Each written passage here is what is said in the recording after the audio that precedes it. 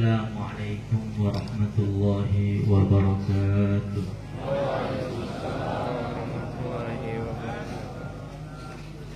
Innal hamdalillah nasta'inuhu wa nastaghfiruhu wa nu'minu bihi wa natawakkalu alayhi wa na'udzu bihi min shururi anfusina wa min sayyiati a'malina. Man yahdihillahu fala mudilla lahu wa man yudlilhu fala hadiya lahu. Asyhadu an la ilaha illallah wahdahu la syarika lah wa asyhadu anna sayyidana wa maulana wa habibana Muhammadan abduhu wa rasuluh. Bahwa dulu ada seorang nabi, ya ini dalam satu perjalanan. Dalam satu perjalanan tadi, nabi tersebut melihat satu keajaiban, satu keanehan. Ia melihat ada batu ini bisa menangis. Batu tadi menangis, gak ada henti-hentinya.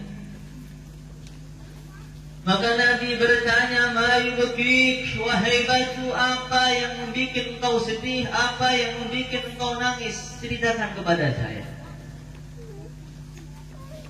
Ya Nabi Allah, wahai Nabi Allah, ketika saya mendengar firman Allah, ketika Allah menurunkan firman-Nya, "Waquduhan nasu wal hijarah", bahan bakar api neraka ini adalah manusia dan bebatuan.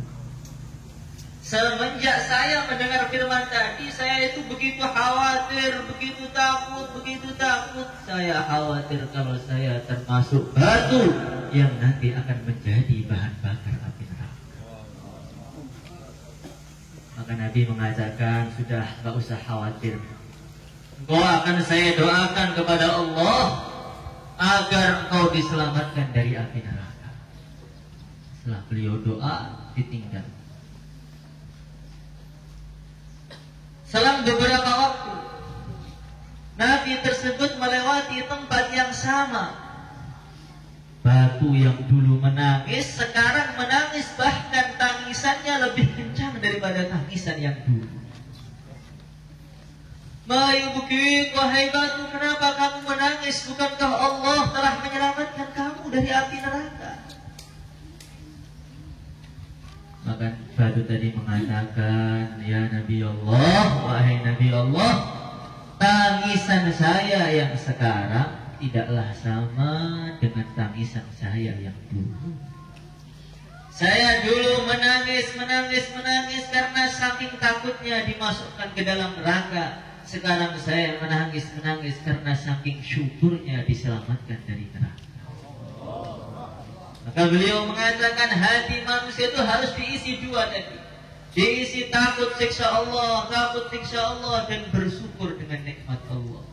Kalau hati tidak diisi dengan takut dan gembira, takut dengan siksa Allah dan syukur dengan nikmat Allah, maka hati akan mengeras, bahkan akan lebih keras daripada batu. Ketika hati sudah lebih keras daripada batu, diceritakan sabda-sabda Nabi, diceritakan firman-firman Allah, diceritakan surga, sama sekali tidak tertarik. Kalau sudah diceritakan tentang gaji, tentang uang, semua semangat, semua seger. Kalau nanti datang konser-konser tahun baru, malam-malam, hujan-hujan, gak peduli.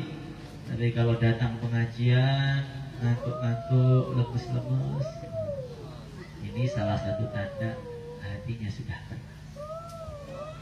Hadirin yang dimuliakan oleh Allah Subhanahu wa ta'ala, maka dalam majlis yang mulia ini bagaimana kita perbarui kembali syukur kita terhadap Allah Subhanahu wa ta'ala. Karena nikmat-nikmat Allah itu begitu mahal, begitu banyak.